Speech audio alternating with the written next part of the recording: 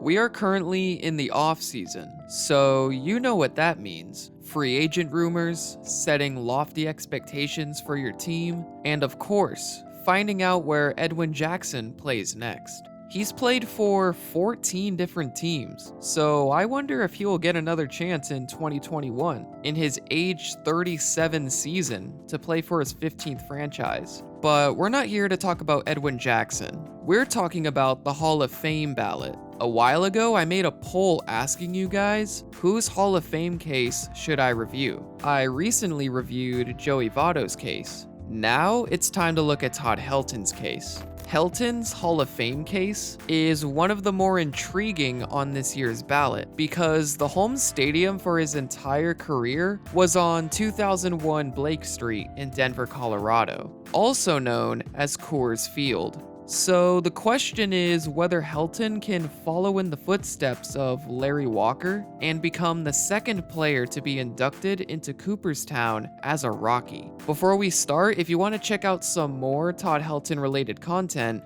go check out Baseball Quote's video on why Todd Helton should be inducted into the Hall of Fame. Alright, let's start at the beginning. He would be drafted in the 1995 draft by the Colorado Rockies at 8th overall. At this point, the Rockies were in their third year since joining the league as an expansion franchise. After a short stint in 1997, Helton finished in second place in Rookie of the Year voting after a full stint with the Rockies in 1998. If you watched my last video, you may have known this already. The first of many elite level seasons began in 2000, where Helton finished 5th in MVP voting. Imagine producing 8.9 WAR, the most in the National League, and receiving only one first place MVP vote. This era of baseball was just insane. Well, Helton didn't have a shortage of MVP level seasons, as between the years of 2000 and 2004, Helton received many MVP votes, and for good reason. During this time span, Helton ranked near the top of many offensive categories. Also, he became the first player in MLB history to hit at least a .315 average with at least 25 home runs and 95 RBIs in each of his first 7 full seasons. Apart from the home runs and RBIs, Helton was also the king of doubles. He was one of only 2 players to hit at least 35 doubles in every single season during this span. Also, he was one of only 3 players with at least 50 doubles in multiple seasons. What this list shows me, apart from Todd Helton being the king of doubles,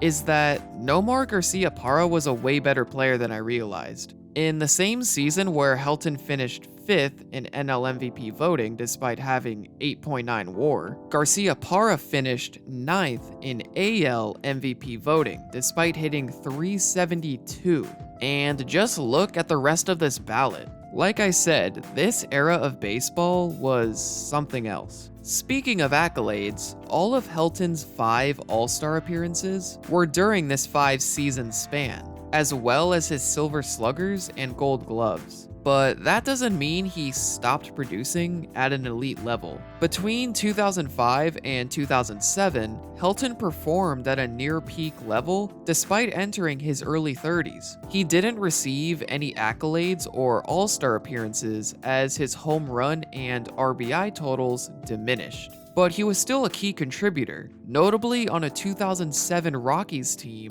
that made the World Series. His most infamous contribution during this season was his walk-off home run against the Dodgers in mid-September, which kick-started a stretch where the Rockies ended their season with a record of 14-1.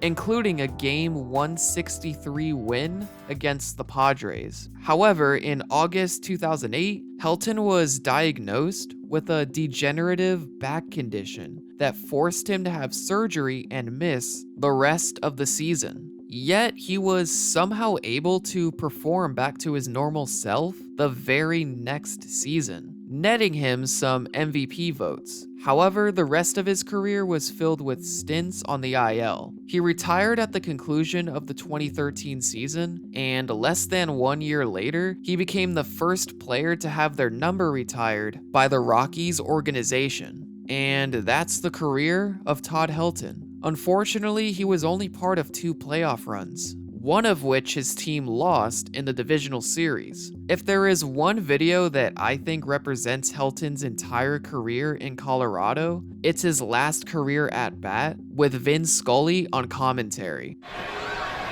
Oh no. Isn't life the pits? I mean, you would think one time, and he still gets a standing ovation. Helton spent all of his peak years as a superstar on a mediocre team, but you have to respect his decision to stay in Colorado throughout those years. So as we look at his career stats and think back on his dominance between 2000 and 2004, on face value, it's easy to see why Helton has a strong case for the Hall of Fame. Also, I know I haven't gone into Helton's defense apart from his gold gloves, but make no mistake, Helton was given those awards for a reason. If you look at these standard counting stats for a first baseman, Helton's career stats rank towards the top. If you are more of a fan of sabermetrics, his career total zone runs, which is the number of runs above or below average the player was worth based on the number of plays made, he sits second all time among first basemen. Then, when we compare his Hall of Fame metrics to first baseman in the Hall of Fame, we see that he's pretty close to the average first base Hall of Famer. However, his career WAR is a little lacking, so some voters may not believe Helton had the longevity to be a Hall of Famer. Career longevity has proven to be an issue that players on the ballot can't seem to overcome, like Andrew Jones and Jeff Kent. Although career longevity is far from the only obstacle that Helton has in front of him, we need to talk about the elephant in the room. The Coors effect. If you don't know what the Coors effect is, basically because Coors Field is 1 mile above sea level, 5 times higher than the second highest elevated park in the league, Rockies players tend to perform much better at home than on the road because baseballs travel farther at higher altitudes. This was the main narrative as to why it took 10 years for Larry Walker to be voted into the Hall of Fame. Walker's home and road splits during his 10 seasons with the Rockies show two completely different players, one Hall of Fame caliber player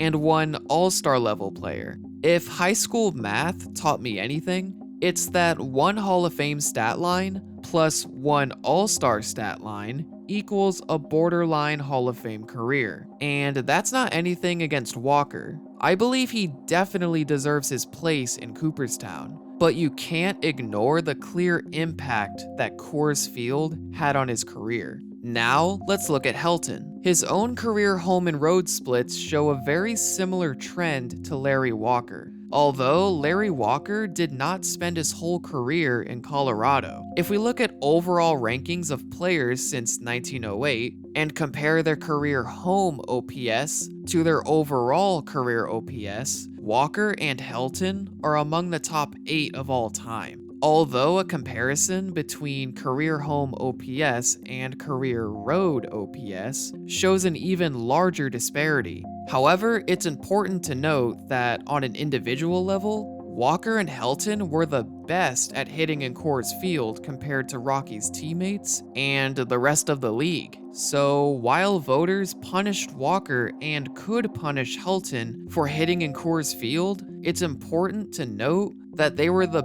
best at doing so. This is why it's difficult to consider hypothetical stat lines such as this one, showing what would happen if Helton spent his entire career with the Padres, who drafted Helton in the 1992 draft before moving on to college. Helton would have had to play in 2 pitchers' parks, Qualcomm Stadium and Petco Park. However, you have to remember that Helton would have probably made adjustments to his home stadiums. Would he have been able to produce numbers similar to his Coors numbers? There is no clear answer, and even if there was, it shouldn't matter because it's just a hypothetical. So what happens now? Well, this is Helton's third year on the ballot, and he will likely garner more votes. Larry Walker didn't reach the 29% mark until his 8th year on the ballot. He went from sitting at 10% in his 4th year to reaching 76% in his final year.